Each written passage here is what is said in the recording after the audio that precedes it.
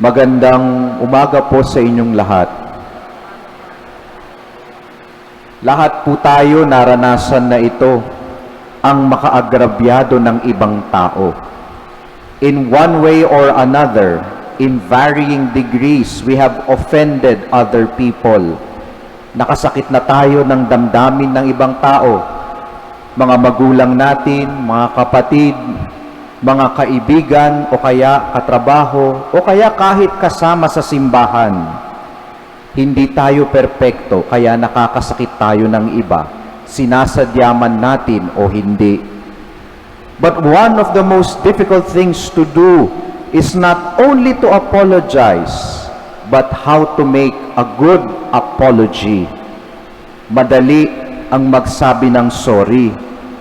Ang mahirap ay malaman kung bakit ka nagsosorry.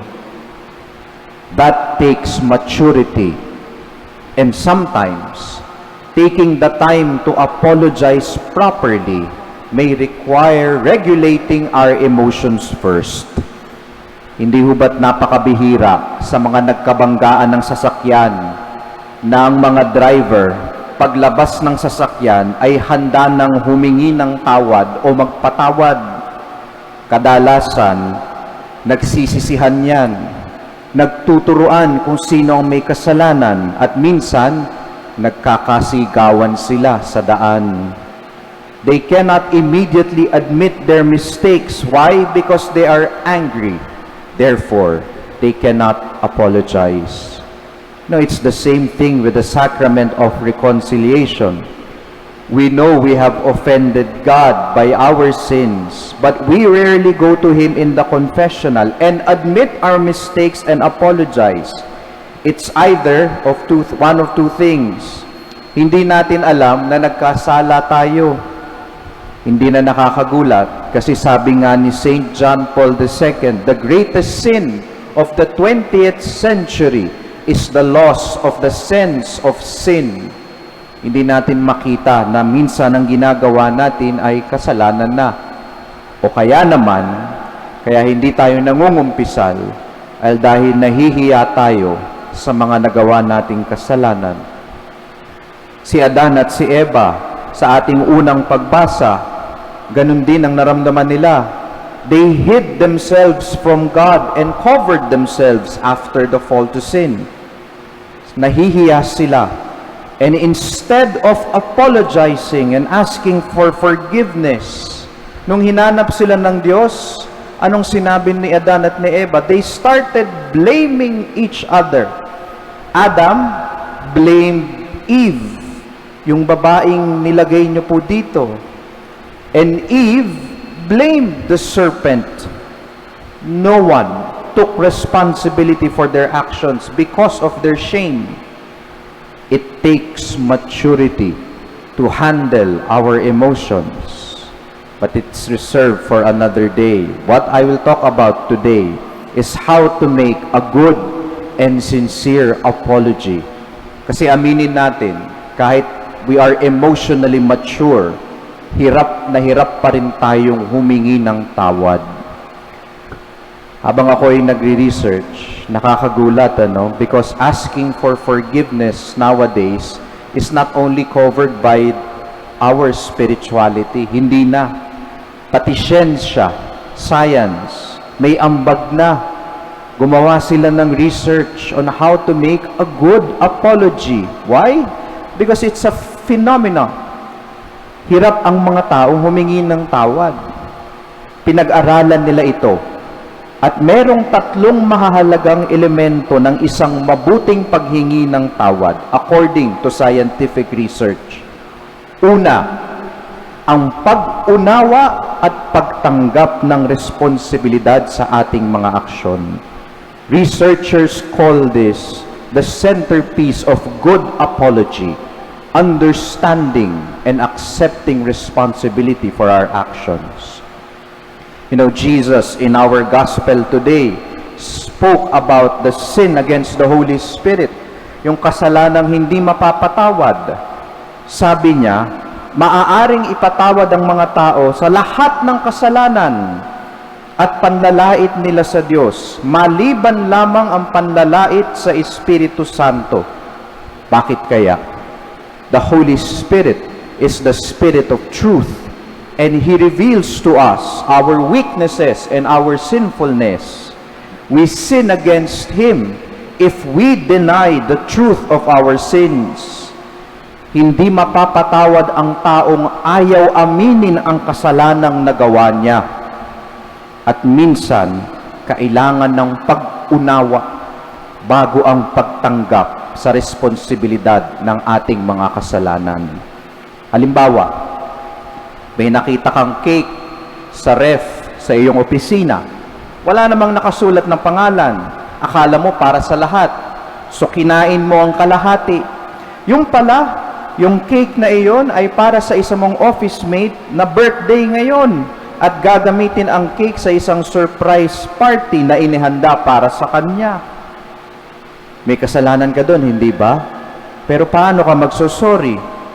Maliwanag, aksidente ang lahat. Hindi mo alam. But apologizing is still the right thing to do. And it's okay if you feel that it's difficult. Why? Because it makes you vulnerable. It is part of making good apologies. It makes the apology meaningful. Kaya yan mahirap. It humbles us down. So while we are tempted to defend our actions, kasi nga hindi mo alam, it is important to remember that a good apology is not about making you feel better. It's about seeking to understand the perspective nung taong nasaktan mo and repair the damage you have done. No need to rationalize. Just admit your mistake sincerely and take responsibility for it.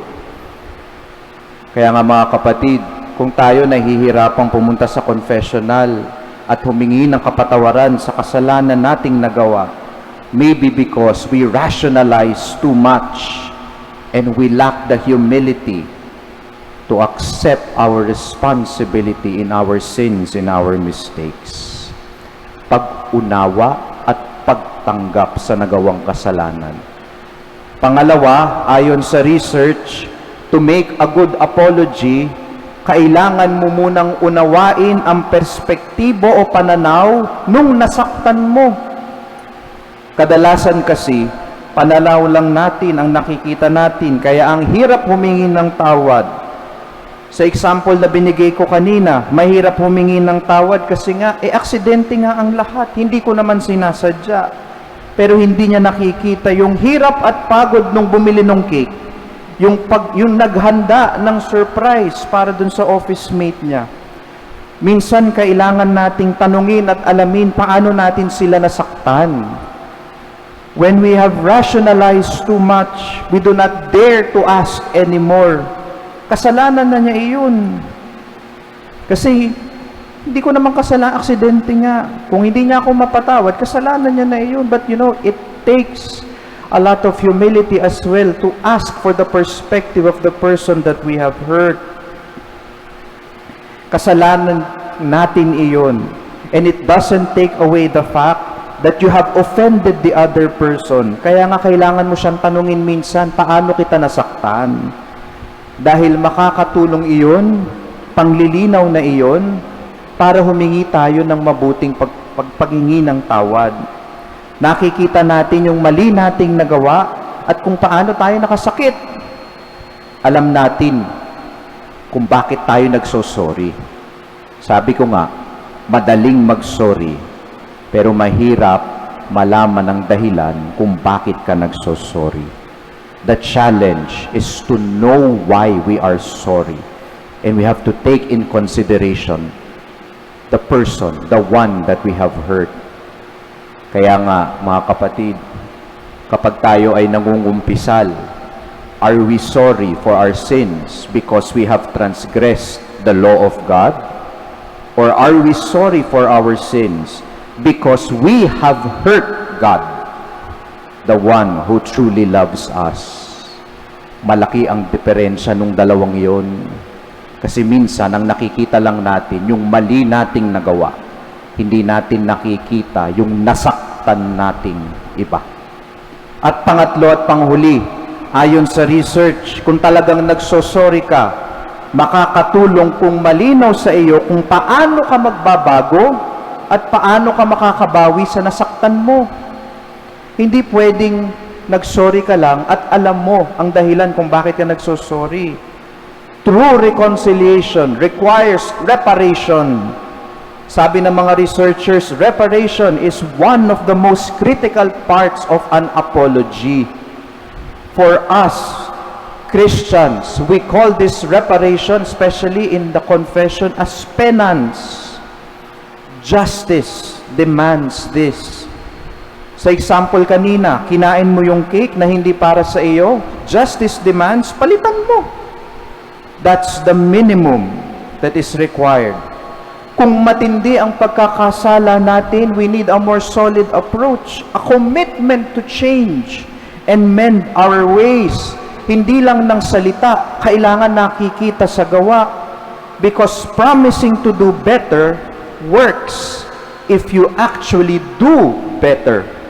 So sa susunod, hindi ka lang kakain ng basta-basta na nakalagay sa ref. Magtatanong ka muna kung kanino ito para malaman mo. You know, that's what we do in the confessional. We amend for our sins by doing our penances, and then we promise to do better. But if we are sincere in our apology to God, we will actually do better.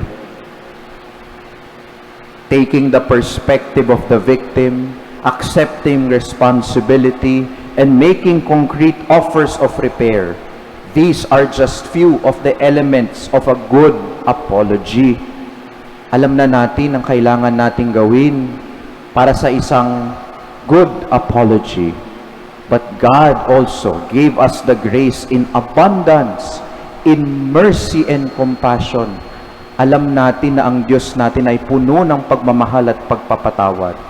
Sometimes, according to St. Paul in our second reading, we just need to believe this, that God is a merciful God, in order for us to speak of this mercy, to speak not only of God's mercy, but our need for His mercy, para masabi natin yung mga kasalanang nagawa natin.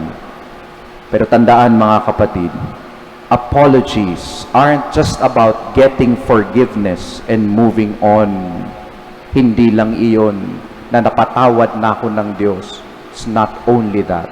If we are sincere in our apology, we will express our remorse, accept our accountability, and make reparations for it. Those are just the first steps on the road to a reconciliation with the one who truly loves us. Amen.